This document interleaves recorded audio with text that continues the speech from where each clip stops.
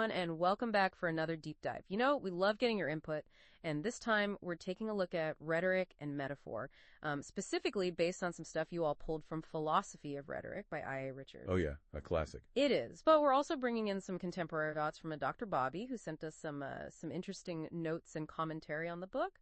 Should be fun to kind of put those two together. Yeah, I'm really curious about that pairing, sort of like a classic theory and then some more personal reflection. Exactly. So I guess we should start with rhetoric. For anyone who maybe hasn't listened to a deep dive before, rhetoric is basically the art of using language effectively. Yeah, like how to make your words really hit home. Right, how they work, how to persuade people, how they can actually shape our thinking. It's really powerful stuff. And Richards, right off the bat, he says metaphor is like the key to understanding how we think, not just a literary device. Whoa, hold on. You're saying metaphor isn't just for like poets and Shakespeare. Yeah, that's what he's arguing. And he and Dr. Bobby actually seem to agree on this idea that everyone has this eye for resemblances, constantly making connections between things. It's not about talent. It's a skill that anyone can develop. So you're telling me I could be a poet if I really wanted to. I always thought that was like something you're born with. Well, Dr. Bobby actually uses himself as an example. He says with enough effort and practice, he could theoretically become a scientist, even though he's an English literature guy. No way, really? Yeah, it just really emphasizes how important effort and learning are over some innate ability. Okay, so this eye for resemblances thing, did Richards have any research to back that up, or was it more of like a philosophical idea? That's a good question. Richards was writing back when, psychology and linguistics were still pretty new fields, so he might not have had the kind of evidence we have today. Makes sense. But his ideas were, super ahead of their time.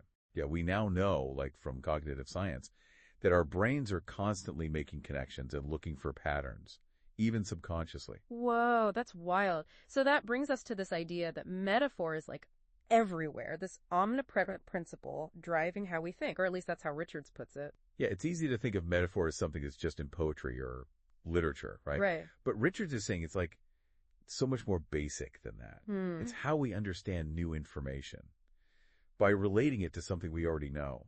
So it's not just about fancy language then. It's about how our brains actually work on a daily basis. Exactly. Think about it. We talk about grasping an idea or being bogged down with work. Yeah. Or having a spark of inspiration. All metaphors. They help us make sense of abstract stuff using concrete images. Okay, but doesn't that make communication sound kind of complicated? Uh-huh. Are we always analyzing metaphors when we talk to people? Well, it's not about overthinking every word, but having this awareness of how metaphors work can give us a deeper understanding of language, the nuances. And especially for someone like you, always doing these deep dives into complex topics, I think it's a super valuable tool. Okay, I can see how it all connects. So to really break up how metaphor works, Richards uses this concept of tenor and vehicle. Can you explain that a bit more? Yeah, it's basically like this. The tenor is the underlying idea, the abstract concept you're trying to communicate. And the vehicle is that concrete image you use to carry it. Okay. Dr. Bobby's example of Superman's S-shield is perfect. The shield itself is the vehicle. Right. But what makes it so powerful is the tenor, the ideas of truth, justice, and Kryptonian heritage, all that stuff, which the shield represents, Whoa, that's really interesting. I never thought about it that way. So the S-shield isn't just Superman, it's what he stands for. It's the interplay between the tenor and vehicle that creates the meaning. Yeah, exactly.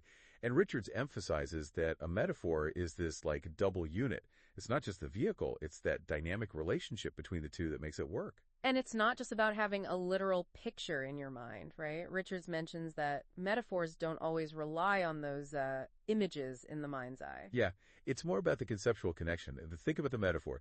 Life is a journey, right? Some people might picture a winding road, others might picture a roller coaster. I think of a video game, personally. Exactly. But the underlying concept is the same. Life is a progression with ups and downs. And that's where this idea of individual psychology comes in, which Dr. Bobby talks about.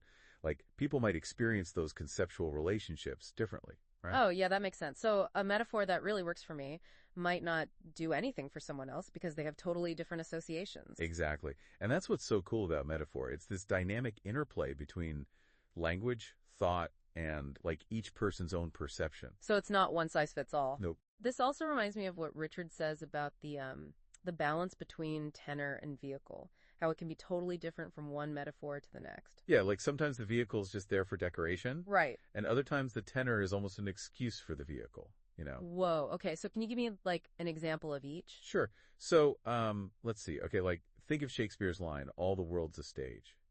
The image of the stage is so strong, you almost forget about the idea of life as a performance. Right, right. So that's a case where the vehicle is really prominent. And then on the other end of the spectrum, you might have a metaphor like making progress on a project. The idea of forward movement is key, but you're not really picturing a literal journey, are you? No, not really. So it's not just about identifying the tenor and vehicle. It's about understanding how they work together and where the emphasis is. Exactly. And that can have a huge impact on the effect of the metaphor, whether it's funny, dramatic, persuasive, all that stuff. This reminds me of this one time I was on a date and I tried to be all smooth and say your eyes are like stars. I thought it sounded so poetic, you know? Ha. Oh no. What happened? They had just gotten back from this camping trip where they got eaten alive by mosquitoes and they were like, ugh, all I can think about is how many bugs there are out at night. Oh no. Yeah. Talk about a metaphor fail. Ouch. That's a perfect example of how context and individual experience can totally change the way we interpret things. Lesson learned, for sure. But it does highlight what Richard says about the importance of context, which I think he talked about earlier in the book, right? Yeah, he did. And it's crucial for understanding how metaphor works. The same image can have totally different meanings depending on the situation. Like, life is a journey probably means something different in a graduation speech than it does in a conversation about grief and loss. Exactly. And it connects back to what we were saying about Dr. Bobby's point about individual psychology. We all bring our own experiences and baggage to the table when we hear a metaphor, So we've got the spectrum of metaphor. Context matters, individual interpretation matters. Anything else we should keep in mind? Well, Richards also talks about symbols, which he says are these translucent instances. They both represent and embody the whole. Translucent instances. Okay, that sounds kind of complicated. I know, right? But it's a cool idea. Think of it like a special, more powerful type of metaphor. Okay.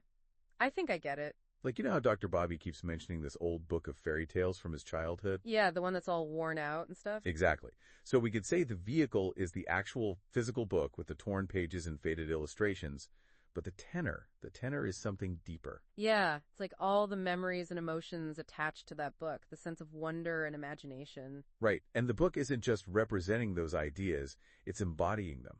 It's a physical object that actually holds those feelings. That's what makes it a symbol instead of just a regular metaphor. Exactly. It has this extra layer of meaning, this resonance. And it made me think about other symbols like religious icons or national flags. Yeah, those are good examples. They can be so powerful even though they're just objects, really. It's like they become a portal to something bigger than themselves, to a whole set of beliefs, values, a whole culture even. Okay, so we've got metaphors operating a spectrum, individual psychology matters, context matters, and then we have these really potent symbols that are like a whole other level. It is a lot to take in, yeah. It is, but it's also really exciting. It shows how complex and amazing language is. Totally. And the more we understand how it works, the better we can use it, right? Exactly. And that brings us back to, what does this all mean for us as listeners, as people who use language every single day? What are the practical takeaways? I feel like we've uncoded this whole secret code in language. Right. But how do we actually use this stuff in our own lives? It's one thing to talk about Superman, but what about all the metaphors we see every day, like in the news or in advertising, even just talking to people? That's what makes this so powerful, right?